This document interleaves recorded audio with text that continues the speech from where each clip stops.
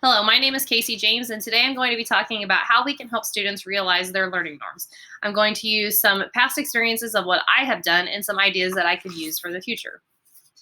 The first norm we're going to talk about is relationships. Relationships between students and teachers, mentors, parents, and community leaders. We want students to know that they're not just another face or another test score. So we're going to help them form those relationships. And to do that, we can use things like student-led conferences where students kind of take over their education and they explain that to their parents and their teachers.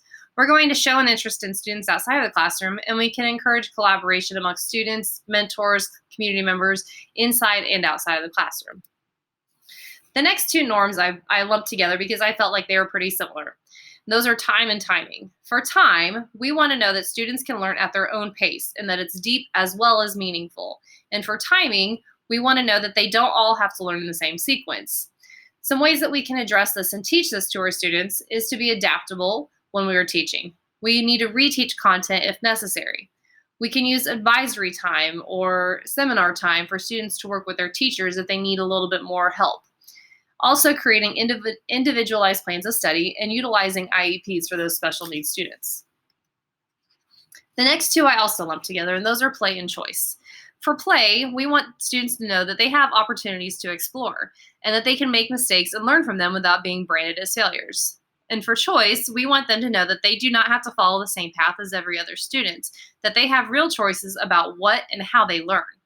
Some ways that we can do that is to tap into their prior knowledge and make sure that we can relate everything that we're teaching to what they already know and figure out what they know so that we can grow upon that. We also want to discuss their interests, use technology, teach critical thinking skills, and a more specific way that we can let them choose and play is by utilizing choice boards when we're doing assignments in class so that they can utilize their own strengths to learn. The next norm is practice. For practice, we want students to know that we're not going to just learn something and immediately move on and just check another box. We want to make sure we have deep and sustained practice in the classroom.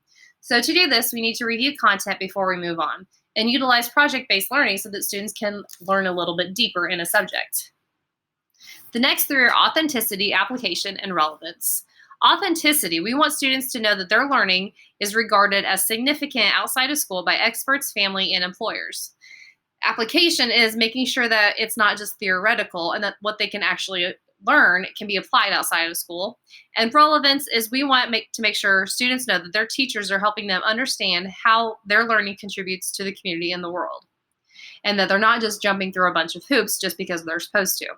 And ways we can do this is connecting the content to students' lives and interests and utilizing things like site councils and advisory committees to make sure that the curriculum is actually significant and applicable to the real world.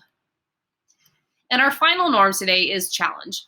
We need to set goals with students so that they know that they're not just completing assignments, that there is an end goal in mind. We want to make sure we're addressing high and meaningful standards of excellence. And some specific ways that we can do that would be project-based learning and assessments to find the deeper meaning of content. And that is my take on helping students find their norms in school. Thank you.